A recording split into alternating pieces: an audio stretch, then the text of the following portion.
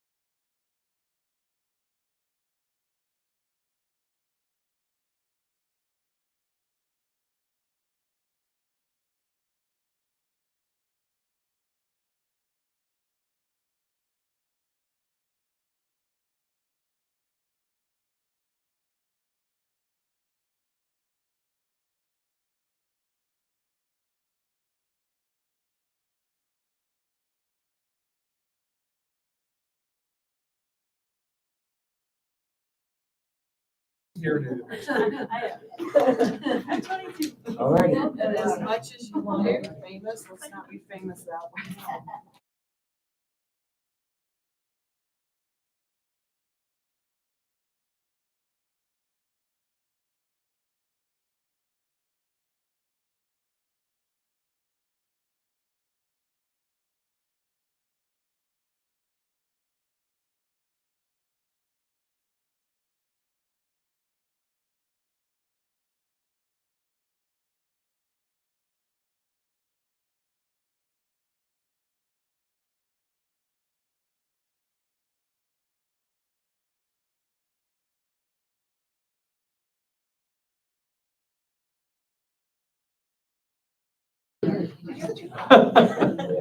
And, I don't know how I'd take that.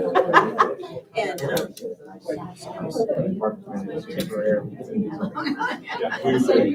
You have one. I know, Village of Chino. but, yeah. I'm in Prescott Valley. So you're not He far. was able to handle I'm it. about 25 minutes. Sitting on the deer. Say, what I'm saying. You know, our antics. Everything's 25 minutes. They say, 89. I have a vision here about them. You'll end up on 89. Yeah.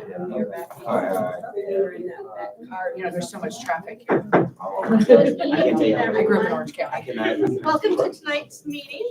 If you are able, would you please stand with me and join me in the pledge of allegiance? I pledge allegiance to the flag of the United States of America and to the republic for which it stands, one nation, under God, indivisible, with liberty and justice for all.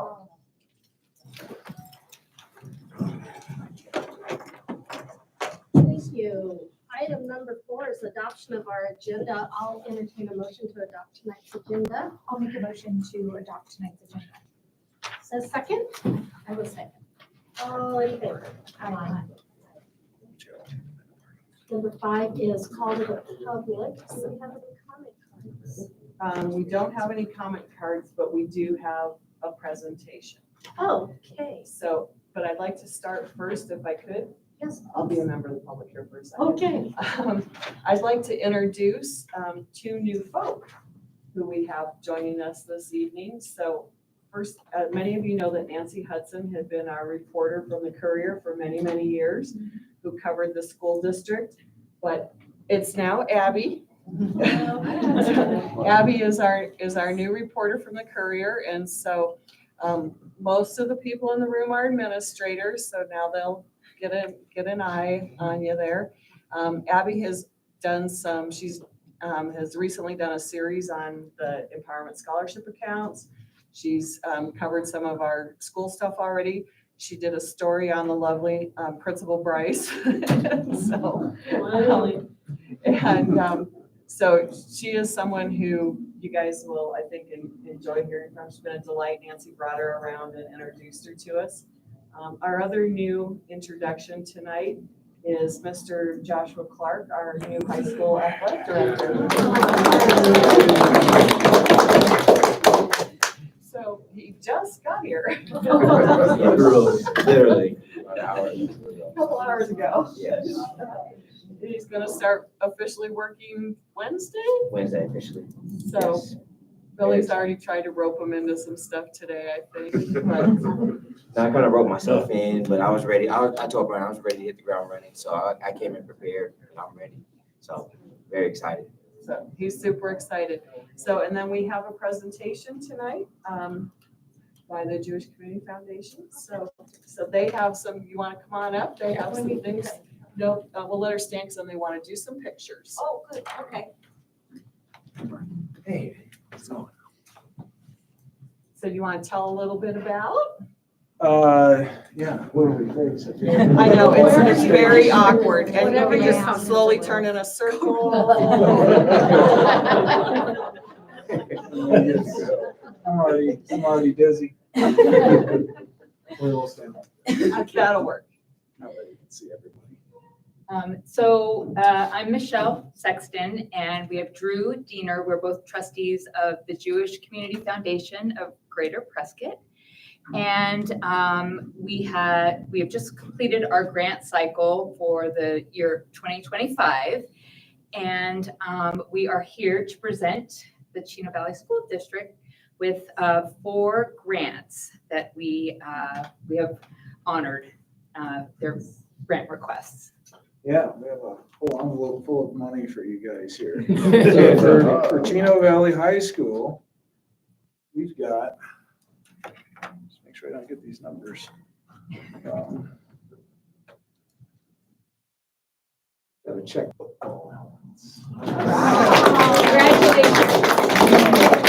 Let Abby get pictures. We'll take everybody, get up here, and then we'll do pictures. Okay. Okay. So Josh, now you can just smile and be famous because we're. So wait Welcome for to Chino. people at home who really aren't watching. For Del Rio Elementary, we have $15,000 Friday school. Thank you. What was that for? Friday school. Friday school. For Heritage Middle School, we've got $13,741.40 for various athletic uniforms for volleyball, soccer, wrestling, track. All of them. And this is Kim, our athletic director from the middle school. And for territorial, we've got $5,238.56 for Buddy Benches. Well, you're here with us. Oh, thank you so much. All good stuff. And that was all the grant requests we received from Chino Valley Schools, and we were thrilled to be able to honor those requests. There were a lot of good candidates out there who put forth grant applications, but you guys made the cut, and we're very excited for you and your kiddos. Thank you so much. Teachers. Thank you. Thank you. Thank you. Picture time. Abby's gonna take a picture. You're gonna be famous. No, glad you don't get the number. That's what I'm looking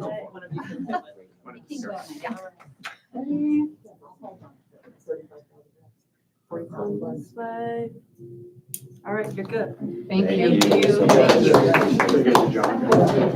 Thank you. Thank you so much. Thank you. Thanks. Thank you, Miss Michelle. Yeah, sure. Yep. My pleasure.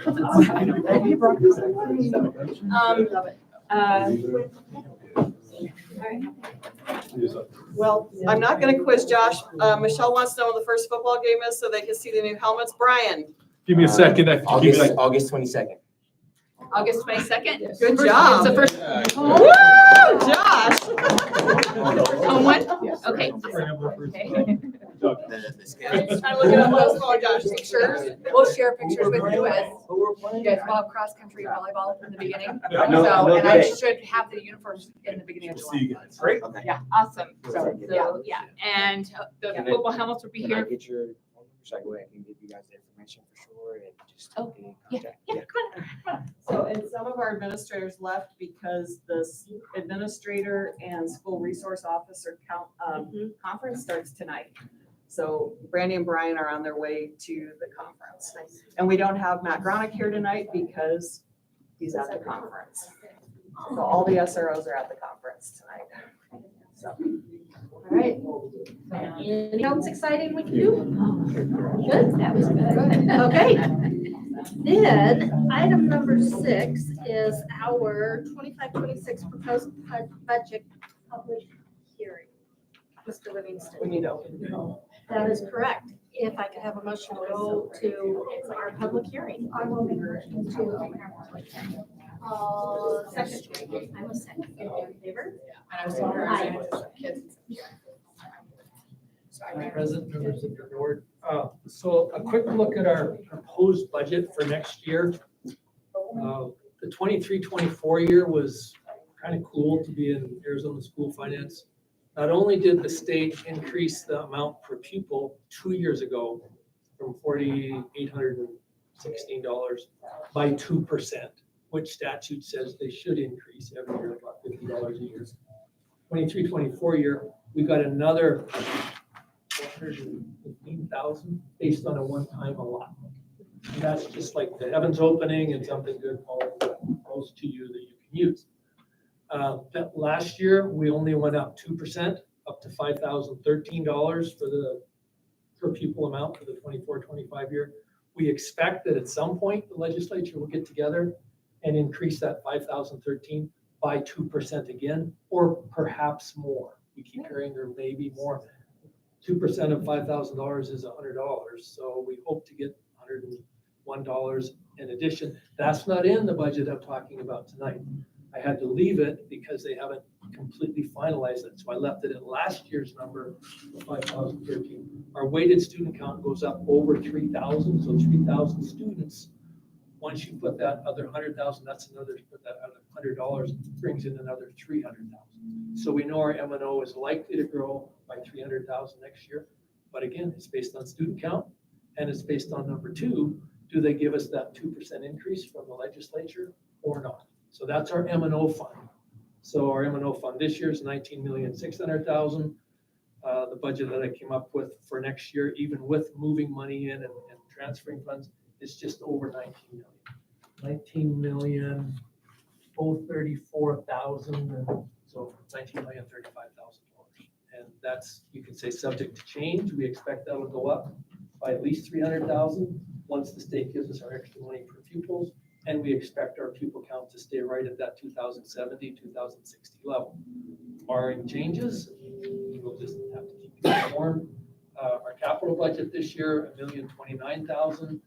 We're on track. We've already spent $715,000. We've got another $100,000 encumbered. We hope we don't have to spend it all. You see some improvements here. These bills for our carpet throughout are in our capital fund because it qualifies as construction services. It's still carpet by the foot or carpet by the inch, but it is construction services, so we can use our capital for that. We've also got $115,000 encumbered in capital, and we hope that we don't have to spend all that. We like to encumber certain things, and then if the bills come in and we need it this year, we'll spend it this year. If we can delay some of these things to next year, we're just in a cycle now. That 23-24 year was kind of unusual. We're trying to just preserve our capital funds and our operating funds as much as possible. So that's a quick look at next year. We estimated the student count to be last 24-25 years ending student count. 2,058 students. We actually thought we'd end up at 2,070, but because some of these students didn't, Leanne's, she's our data person for student attendance. Her term is they failed to make integrity. Her comment to me was these 12 students had a few consecutive 10 absence in a row days, and we sure they might have been here 119 days, but if they have 10 days in a row when they're absent, that flushes them from making integrity. So that's unfortunate. But we deal with that every year. It's just nice to go, I guess, to look at those ending attendance reports and membership reports of May 21st when school ends and never have them go down. But they always go down just a little bit. So John, point with chronic absence, this is the first year we've been docked, and they actually docked us for last year too. We had to go back and reopen and change things. Because of chronic absenteeism, we lost about $50,000. And that's with all of the work, all the administrators you've heard in all the meetings have been doing. And so John built a budget for next year in case we have some of those chronic issues again. So when kids don't come to school, it hurts. And like you said, they could be here most of the year, but if they've been chronically absent, according to statute, then we lose money. So after 10, they can be dropped, but if they have periods where they're missing this many here and this many here, and it starts to accumulate beyond that 10, then we start getting docked for it, even if they weren't consecutive. So we have kids who miss a day every other week, or a day a week. That's even if they're excused, right? Yes, it is. Yes, ma'am. So the state, an absence is an absence unless a student has a documented chronic illness. That's different. So to just trying to wrap it up, just a couple more things. I hear things, I don't always hear them firsthand, but I hear that our school resource officers have been quite aggressive in some campuses at following up once a student gets to 4 or 5 days in a row consecutive absences. And I think we're seeing that is happening. So that is very helpful to have that support in the school, not just the administrators, but actually our SROs really following up. I appreciate that. As far as other things in our budget, our 010 fund is holding really strong. That's our classroom site fund that we have seen tremendous growth. The projection is up from $750 this year to $820 per student next year. So as long as those projections are high and rosy, that's the Joint Legislative Budget Committee. I hate to say I trust bureaucrats, but at the same time, there's data behind economic growth, and that's 4 times what it used to be. Back in 2001, that was $272 per student that we'd get, and they never could make it. They never could quite raise that. Now it's over 800, so that's amazing, and we are using that for quite a few staff for salaries. And that fund is very strong. And other than that, that's our limit, the $19,034,000 for M&O and the $672,000 for capital for next year. That's where we are now. We'll come back July 14th. We'll see those same numbers. Nothing can be increased. I could have been maybe a little bit rash in taking the M&O budget up to 20 million again, just by projecting. The 23-24 year, our M&O budget was 20 million. But I think that would be rash. Why do it just to see that number? It's a nice number, but if we can't sustain it, we can't increase it from the proposed till the adopted. But in October, November, when I come back with the revision and there's actual student data, and they will have pushed out one of these budget forms with the actual amount per student, then we'll get, again, it's difficult to say, but we don't know our final numbers for our students until the 100th day in February. So, but at least we'll have an idea, are there 2,200 students back? Are there 2,000 students back? And then we can adopt or revise the budget and hopefully ride that number out till February without reducing students. That seems to be the case. We start high in September, August, and then there's a few between there and February. We've got 3 revisions to go till May 15th, 2026. And by September, we'll have a pretty good indication of what our enrollment's going to be. John really took a leap off the deep end because the state doesn't have a budget yet for next year. So today's the 16th. We have 14 days to pass a budget. And they notified us through backdoor channels that we'll only be getting half our state aid in June, which is, the board's done a great job sitting on cash reserves because we have payroll to make still in June, and we'll only be getting half our state aid in June because they don't have a budget for next year yet. So those are some things. So as John worked on this projected budget, it was a good faith measure without the state having a finalized budget yet. And they're months behind where they typically have a finalized budget, so. Any questions for Mr. Livingston or Ms. Daniels? Either side? This is a public hearing. Is there any public comments or questions? All right, with that, I'll accept a motion to close the public hearing. In a second. All in favor? Aye. Thank you. Moving along to item number 7A is this evening's superintendent report. Okay, it's only one page because there's not a whole lot to say after school goes out. Except we made it, so that was really good. And as y'all know, May was an exceptionally busy month. I think there was like a page and a half of potential events you could have attended. The Million Word Challenge Banquet, we talked a little bit about that. The last meeting, we had 250 attendees, all to celebrate kids who've read 1 million or more words. And if you, next year is something I would encourage you to try to come to because it is a really, really fun evening. We celebrated seniors at Senior Awards with about 160-ish kids in the class. They were awarded $3.4 million in scholarships. That's more than any of our neighboring districts, students with much, much larger, more than double student populations. Graduation was super fun, and we had a lot of really good feedback. Probably my favorite moment of the evening, besides Julie getting to stand up there and just, go on, it was when we had the kids stand up who had earned college credits during high school, and like 2/3 of the class stood up, and there was this audible gasp from everybody in the arena, which I thought was really, really cool. And I had a member of the public say to me today, who I don't even know, we were there and my husband needed to hear what a great job you guys are doing and see how many kids are doing wonderful things. So I thought that was fun. We've eased into summer. That's a joke. Our adjacent ways projects, paving projects start next Monday. So we have fire lanes, bus lanes, things like that, slurry seals, crack fills. So the paving projects will be going on throughout from now until school starts, because we have to wait till it's warm to do them anyway, and it's plenty warm now. But then we'll have new striping in some of those areas, and then we also have new signs for all of our lots to clearly mark and designate the handicap spots with the state statute reference on them, which will allow Chino PD to enforce parking violations. And we've struggled with that in the past, having people park in our handicap spots without the proper signage.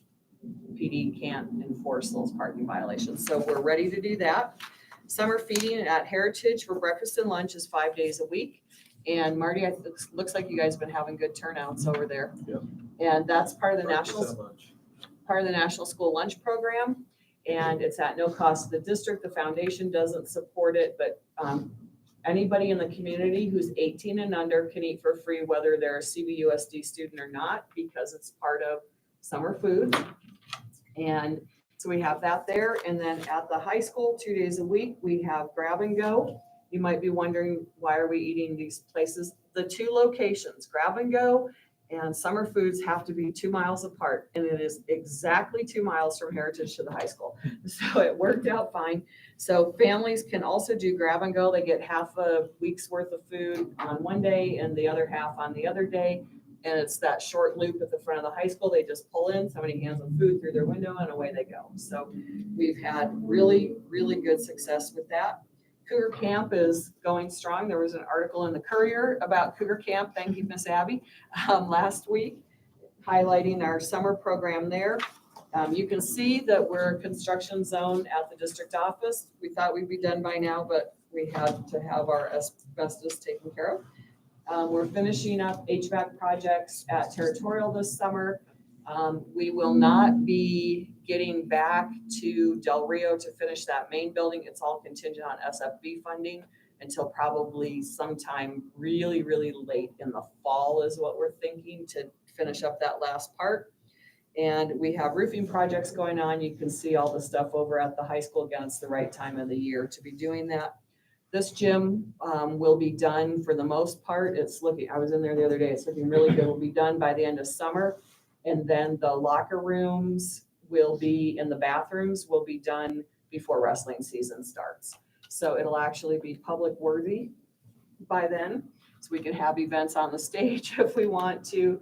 We, thought we were going to have a popular board meeting. We could always be in there. I always hope we're never that popular. But it is already looks amazing. The acoustics are so much better. They did all the spray insulation in the ceiling. And so even with them working in there, you could hardly hear it in here, which is normally, we hear cheer practice and wrestling practice and all this stuff.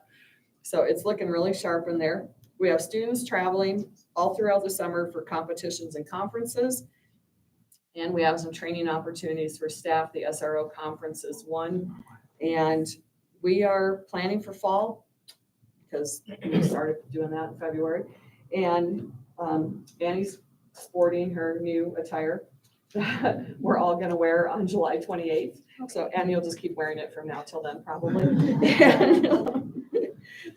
And we are welcoming, of course, we welcomed Josh this evening. Our kickoff day is July 28th at 6:45. It's at, I think it's actually 2010 South Highway 89, but it's at Grace Church in the big building. As you know, that's the only place in the whole community that's big enough to hold us all. So we would love to see you there. We have breakfast. We go through all the mandatory training for staff. We do a big staff picture out on the lawn. But one of the important things is it will go into law 90 days after the legislature convenes. And since we don't have the budget yet, we're looking now at end of September. But there's been a change in statute that requires all board members to have mandatory reporting training. And we do that during that morning. So if you come, that will knock that out. Otherwise, we'll send you some information on how to do that on the computer. So watch our social media for fun things happening. I'll keep posting our brand ambassadors, the people that represent us so well throughout the summer. I have sat on lots of pictures and little bios so we can keep that going throughout the summer. But that's what we have going on. Not a lot. And I don't know why Mondays are so busy in the summer, but they've been crazy. So, questions? All right, seeing none, then we're gonna move on to agenda item 7B, financial reports from May 31st. Very well, here we are. So, Madam President, members of the board, we have a quick look here at the month ended May 31st, 2025. Our operating budget is 19.6 million. That's the final budget for the year. State approved numbers. M&O expenses for that operating budget, 18,022,000. So we're kind of where we want to be. We're always concerned about where we are with that budget this time of year. We've got final expenses in June. We've got summer pay on there. And then we have usually over 500,000 that we move out of M&O back to other funds. We really like that. They're cash short funds. They can't pay their way as services are delivered through the year. They don't have the cash. They're not like 010 or food service where they get 100,000 or 200,000 every month. They're cash short. Their cash funds do get cash towards the end of the year. Perfect case in point are 022, our Indian Gaming Fund, and 024. They've been getting around 90,000 a year each for the last several years. Right now, we've got a half payment we got in December. So once that final payment gets there and we have 80,000 or 90,000, or hopefully 100,000 per fund, then we take those salaries that teachers had in those areas and instructional improvement coaches, and we move those expenditures from M&O over to those funds. And that's a nice thing to do. Cash back where that expense occurred. And then we decrease our M&O expenses when we do. So we've been able to do that with 500,000 or more in the last several years. So that's a good sign. Our capital fund, I did look at just a little bit. $1,029,000 is our capital fund budget. Spent 700,000 this year. Next year it's going down to just over 600,000, 670,000. And we've used that to transfer money back to M&O because we put money into capital to just kind of leave it there. And then we had some COVID reasons also. We knew people were coming back after COVID. So we're always trying to build up our M&O fund. So at this point, capital is going to dip under $1 million. And we'll leave it there for now. It's okay. Somebody tells me it's okay. I like to have $2 million in capital and spend 600,000 and have 1.4 million to do something with, but we can scrape by with that. Looking at a couple of cash funds, 526 cash fund, 270,000. That's our tax credit fund. We get tremendous community support for our tax credit fund. And just one more thing I'd like to mention. Two items here that I can just kind of discuss the lifestyle real quick. Superintendent Daniels mentioned the school facilities board projects are going forward. So I guess you could say we do things the completely compliant way with state procurement. When we know that the school facilities board might do what they did at Del Rio and spend $131,000 for the new fire alarm, that's what that cost a year and a half ago. They will also put in a new fire alarm for us at the high school, which is a pretty sketchy situation. So anyway, it's not condemned. It's just, we don't like it because there's opens and it's hard to find a closed circuit at the high school. We don't want that. The state will give us a new one. So we don't just go out and do this without board information. We came to you at the May meeting and said we want to issue, or in this case, the Surefire was an invitation for a proposal to put it in. And then once we got that board approval, we contacted several companies. We actually had 3 companies here back in May, and they all gave us bids in that invitation for bid and proposal. And the low one came into Surefire for $226,670. It's just information. We can kind of go around the board and not inform you, so to speak. I don't like to do that. We like to get approval to issue the bid because maybe there's not state money behind it. In this case, there is. So we suggest then, we're going to see this on the agenda to approve the Surefire. Not only do you get involved when you issue the invitation for bid or the request for proposal, you get involved when you approve it and accept the money from the state. So if you ever talk to Toshma Webster Adams, she's our liaison with School Facilities Board, you can just let her know. We're keeping you informed is awesome. We also have a situation with these 3 buildings over here on Center Street. First one actually borders Center Street. We call it the weight room. And then we go north to Lori Marley's homeless room, that red brick building. And then we go all the way north to buildings 6, 7, 8, 9, those classrooms. All 3 of those together have over 900 16-inch wide windows, all 3 of them together. So about 300 per building. Those are now, the word for the School Facilities Board is deficient. They don't meet a safe standard for keeping water out, hot air in or out, depending on the year. You can insulate them. You can put hot air in, it will all spill out through the windows and the insulation. That would be on a cold day. All your heat goes out. On a hot day, all your cooling on the inside goes out because there's 4 windows. So we went out for a bid and we got one from Alaska, $395,000 to replace those windows. And we have an application in that's partially accepted by the state School Facilities Board, waiting for this quote, just like they're waiting for the $226,000 quote for the fire alarm at the high school. And once we get those fully approved, we can't schedule them like we can Sunland Asphalt. When they come in and do an asphalt project, we can schedule that within about a 3-month period, asphalt, based on temperature and not having students. We are not sure. I imagine by the end of August, first part of September, these will both be fully approved. Maybe they'll be approved in June or July, but I'm not holding my breath. There's, 230 public schools in the state, school districts. They all jump into the school facilities board funding pot the first week of July. So there's probably 1,700 projects that they have to try to spread out $200 million to cover. So I think it might be August before these are approved, but we'll take it. And that's really all I have for. Fantastic. Any questions for Mr. Livingston? All right, seeing none is, let's see, what's next? Our student activity. Student activity, the report is in your packet. We see several, for the month of May, we see several large account balances. We look over at one here at the middle school.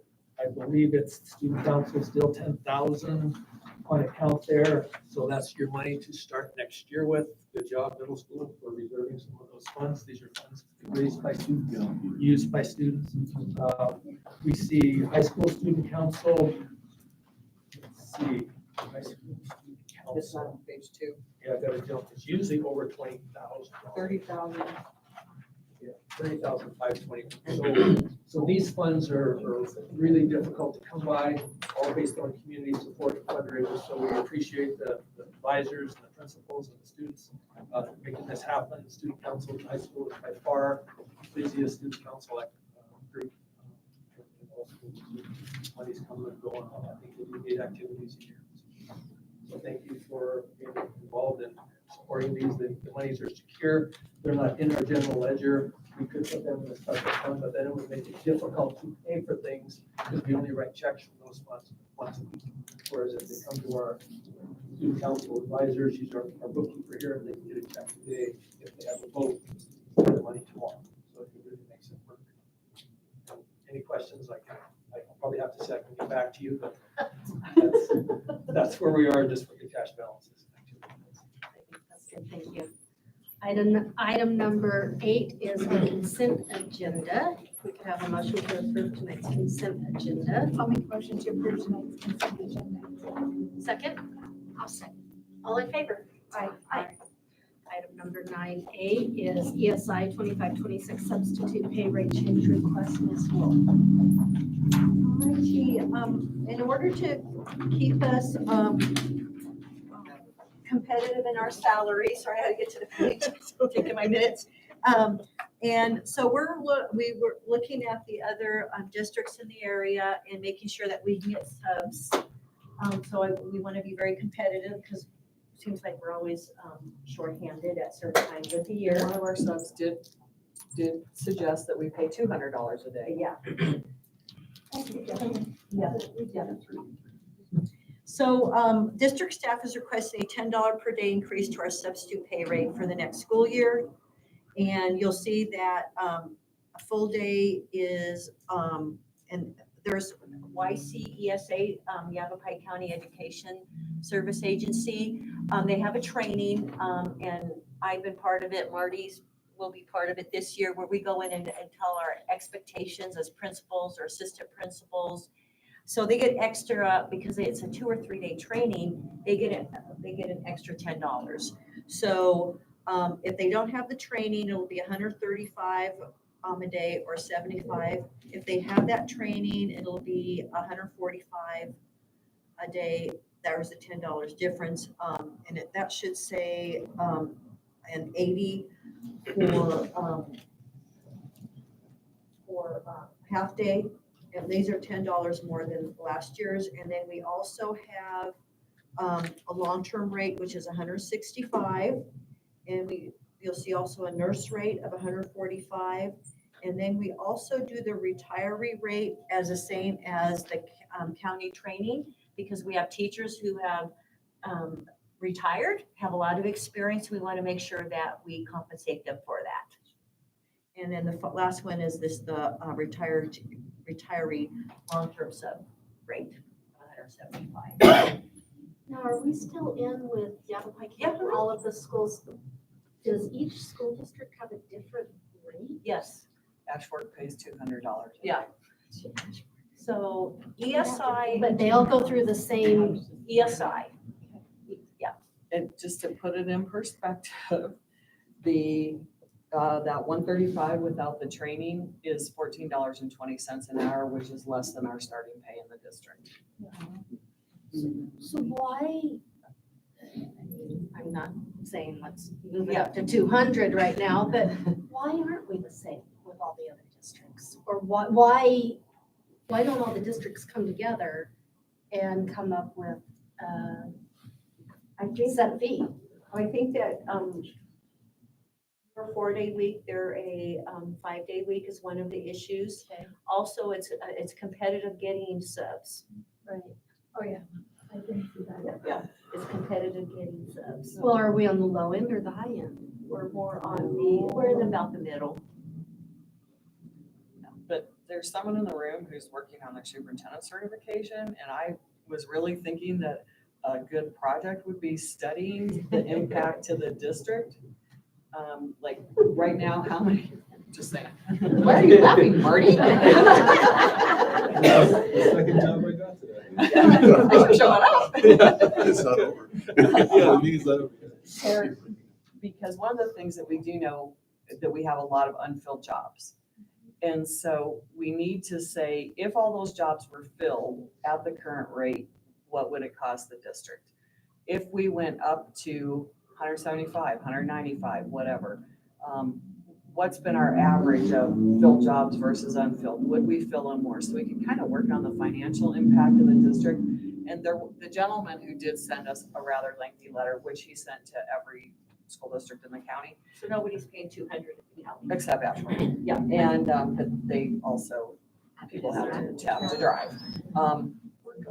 And they get most of their subs from Williams anyway, you know, from who live closer by. But one of the things that we want to really look at is, would it make a difference if we paid that kind of money?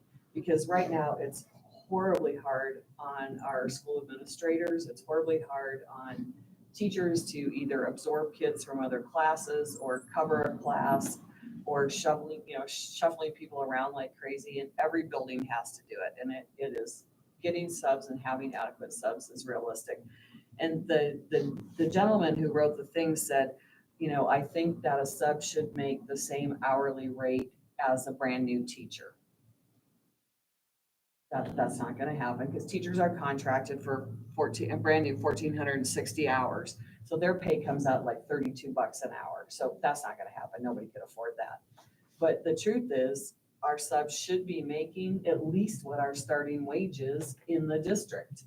And so if we're not paying whatever $15.35 or whatever our starting wage is, then we are hurting ourselves. And in the big picture, how many hours is that we have lost productivity, lost instructional time, that it's hard on our teachers, hard on our administrators.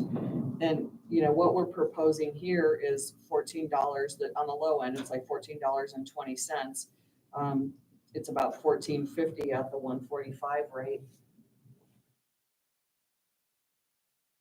What's minimum wage right now? Depends what county you're in, like 14.35.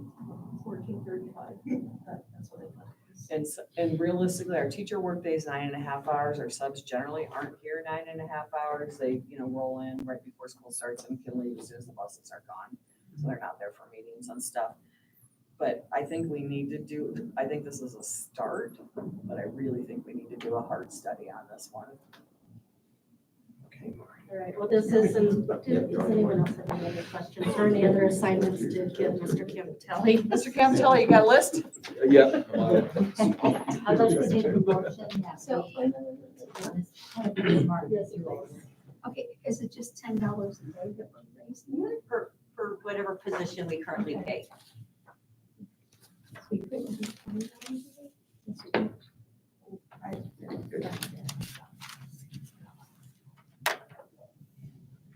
Let me tell you what that would be.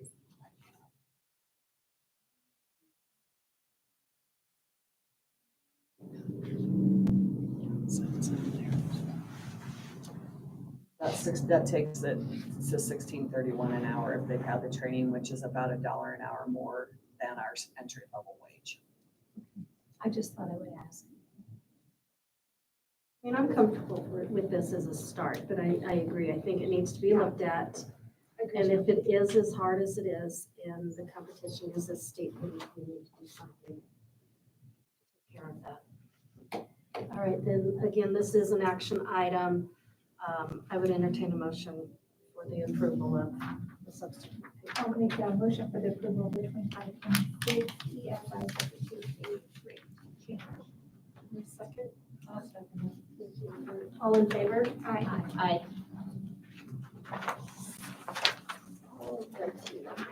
Back to you.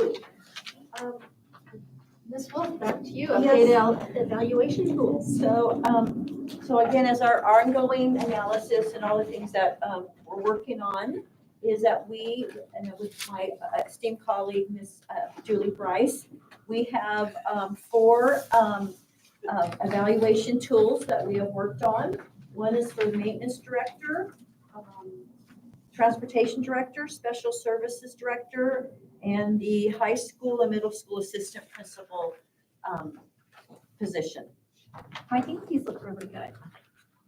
We've really been working hard on them. And we made sure that we had input from the directors and from the assistant principals and the principals to make sure that they felt that these were solid. Yeah.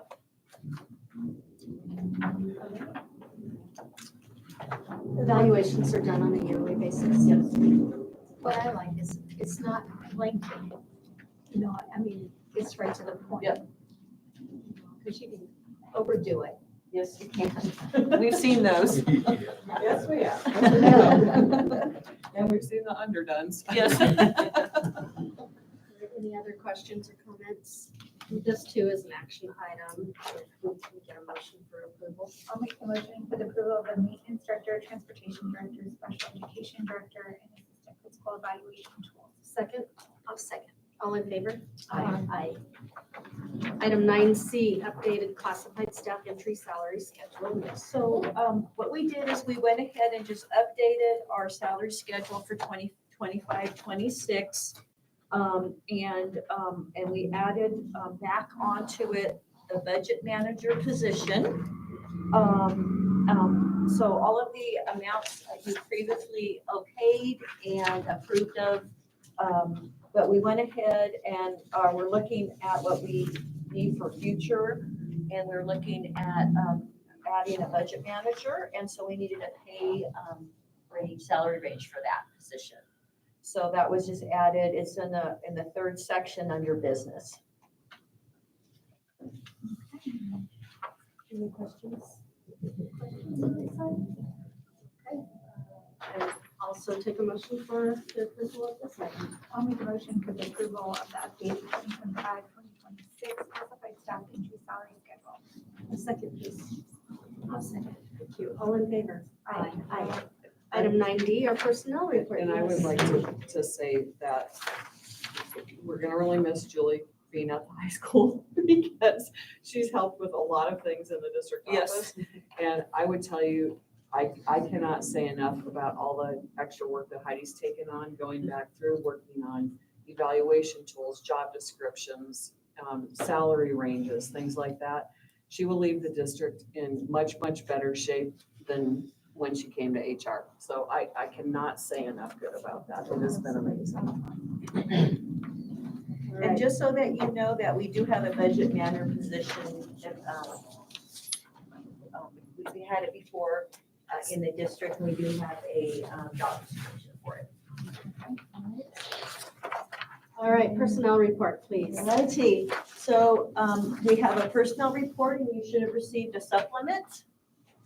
And you'll see that we have three new certified employees, 8 new classified employees, 2 new classified substitutes, 5 resignations, 30 certified changes, 10 classified changes, 4 extra duty, and 240 timesheets. Okay. 5 resignations. Yeah, if you add the one, Supplement. oh, I'm sorry, That way we can get update to termination. Sorry about that.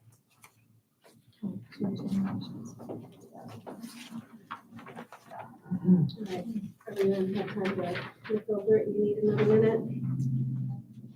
Alright, then I will accept a motion to approve tonight's personnel report with supplement. I'll make a motion to approve the personnel report as presented with the supplement. And I will second that. And all in favor? Aye. Aye. Item 10A, district expenditure budget proposed. This is what we just had our hearing on. So, any questions? However, I will ask the question. Any questions? All right, Mr. Livingston, it's yours, or we can just approve. So this is step one of setting up our budget limits and our budget factors. And then as the year goes by, we have the adopted budget on July 14th. We will monitor those factors and we can go to reports that let me know what the state has for us, what our student count is, how much has been validated. Just a real quick word on our levy fund. We have the opportunity to spend this year $538,000 on these road improvements, if you want to call it that, or bus lane improvements, or fire lane improvements, so that when needs are met with an emergency coming around, we have the road to meet the needs. And we've been really, really low on that fund, 620 for years. We've raised 100,000 a year. We propose taking that up to 500,000 this year. That'll be at the next page. At the July 14th meeting, there'll be a hearing to that effect. We spent 2 years ago with the many houses, when we got involved in that paving, over 500,000 south end of Del Rio, parking lot with French drains on one little asphalt resurfacing and putting in French drains and real drains is quite pricey. That got us the south end of Del Rio, and it got us the parking fire lane for the many houses to the west. So that will be coming up. All right, then I'll entertain a motion to approve tonight's budget for 25-26. I'll make a motion to approve FY 2025-26 proposed budget for factors provided by ADE School Finance Unit, factor of the base level amount and student counts will result in further revisions to be required. And I will second that motion. Thank you. All in favor? Aye. All right, item 11A, second reading of our 25-26 changes to policy GCCA, professional support staff leave. Mr. Fulmer. All right.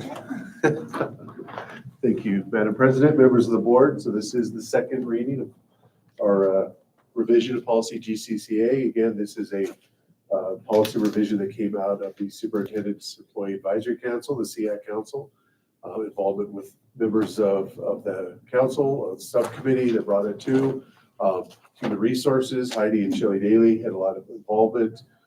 Subcommittee, Dr. Mooney, Paul Robitaille, and Jen Tenberg, territorial, myself, to put this together, really with the idea of trying to clean it up and make it a little more friendly for all the staff. So I think I kind of covered it last meeting, if you recall, but I'm here for any questions. Should I ask? Yes, ask the question. So I do have a question. Heidi was so kind in giving some time this afternoon about this. So several years ago, it was the 960 amount, and then it got changed back to the other amount of 400. 480. 480. So why did they take it back down to the 480? The idea was that employees could get paid out sooner if they held on to their leave. But some people might have a little more incentive to see some money in their leave without, if they were to accumulate it. It had the desired effect that we liked. And in fact, it had the opposite effect because some people that had been saving didn't want to get paid out because they're saving their leave for kind of a little nest egg when they do leave the district and they get that paid out then.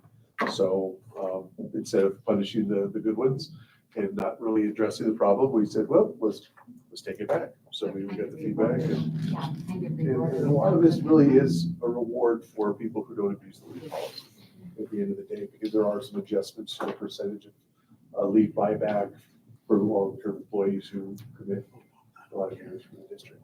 It is kind of a thank you for being here and saving your leave up. It is kind of a little investment, if you will, if you save your hours and don't use it when you don't need to. So And we also, at the time that this was adjusted down, we're trying really hard to get people to join the lead bank, to have hours, like matching hours. So if they needed to like be gone for like FMLA or something like that, that they would have the matching hours. The board used to have a policy where people could donate leave to someone who might be out of leave or something like that. And it resulted in some pretty interesting situations where people might burn all their leave and then, oh, I'm pregnant, so I want people to give me leave, or whatever. And we're like, that's not necessarily coming out fair. And so that 480 number was established because it's half of FMLA.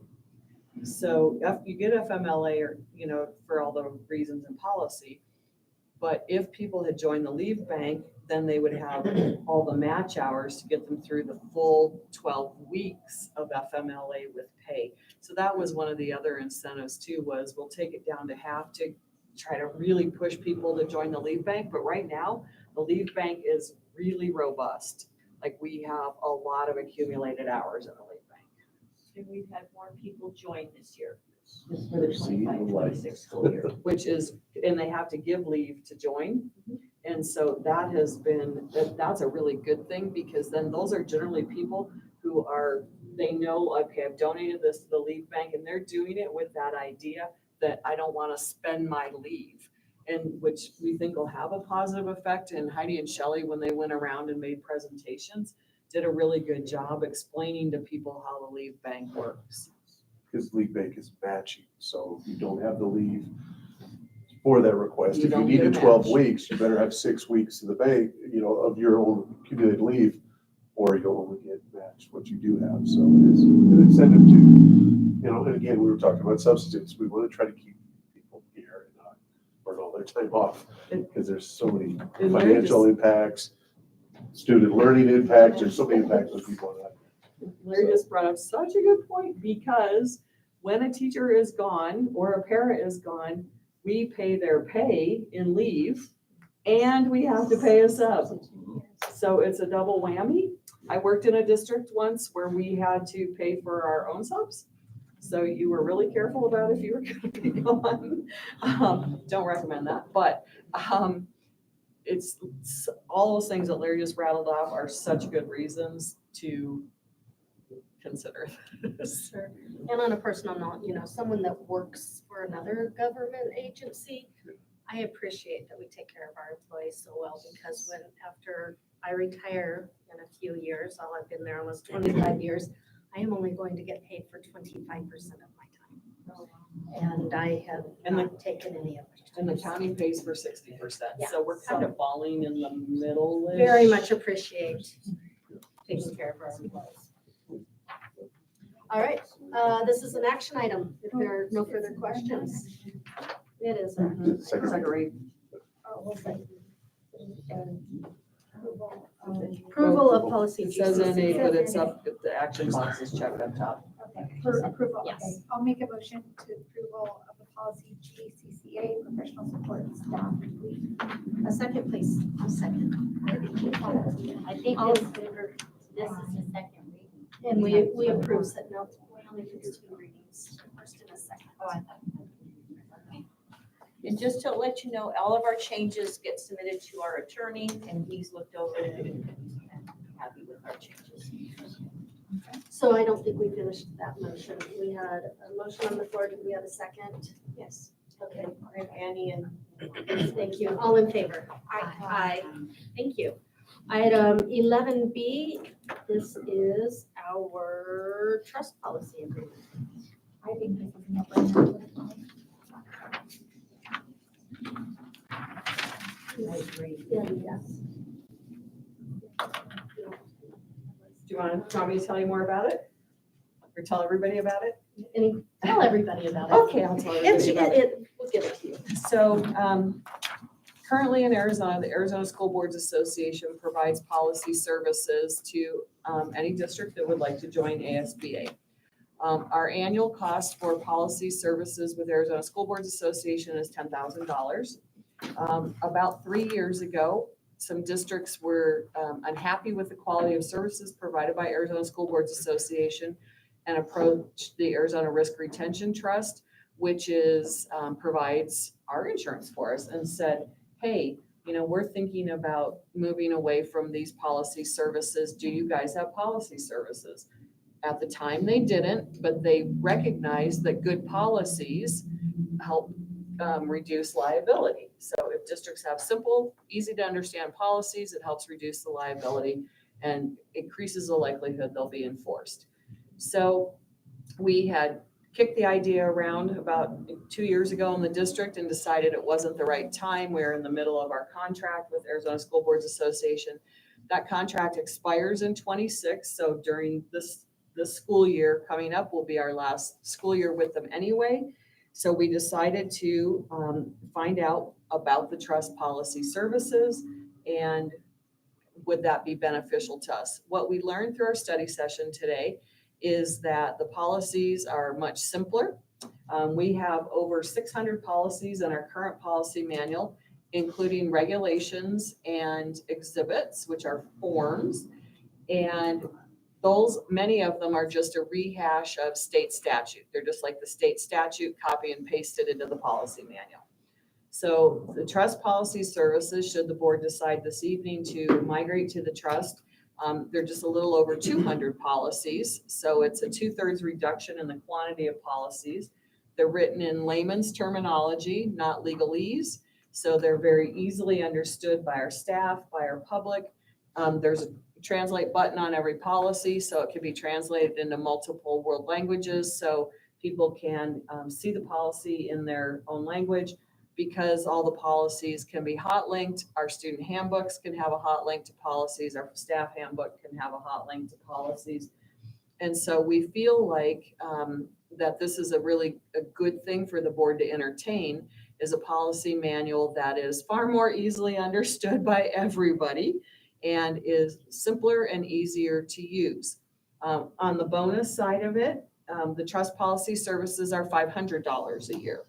So we would be rolling off a $10,000 bill to a $500 bill. So in our quest to be fiscally responsible, we feel like this is potentially a good move for the district as well, because each section of the trust policy manual is written by an attorney who specializes in that thing, like employee law, laws related to student discipline, because they have specialties.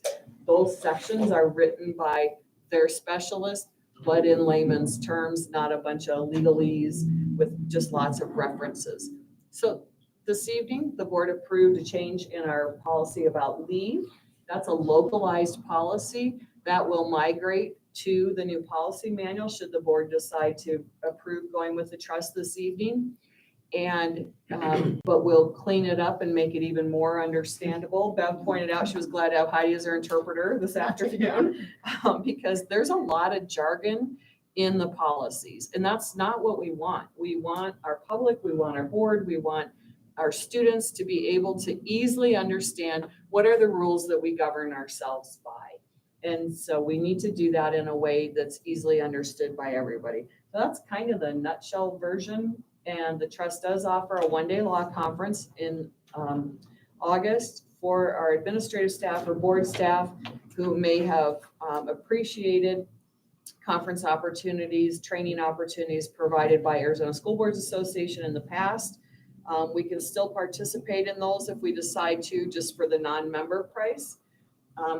And how it would work if the board decides this evening to make that transition, starting in September, we would choose one chapter of the new policy manual and start working our way through a chapter at a time and keep our current policy services, since they don't expire till June 30th next year anyway, with Arizona School Boards Association while we're working on those revisions and that transition to the policies provided by the trust. And they said it. Why did they get into the policy making business? because it reduces the liability overall. If people understand the policy, can follow the policy, then they know that's good for them, it's good for us. So that's kind of the long and short of it. So should the board decide to do that, we have some, there may be individual board members who wish to take part in that process of reviewing policy. We have some administrative staff who are new to the administrative game who have expressed interest in that. And Kayla McGill, she also has expressed an interest in that. She's already on her way to the SRO conference. So we do have, I think we have a great team here right now. And I think we have a team that's committed, has a deep commitment to being what our community needs us to be. And that we have the staff, we have the rules, we have the regulations in place that will help make that possible. Any further discussion after our study session? Fantastic, then I will entertain a motion to approve this agreement. I would love to make this motion. I move to approve the trust policy agreement between the A.R.S School Risk Pension Trust and I would like All in favor? Aye. Aye. All right, good night. See y'all next month.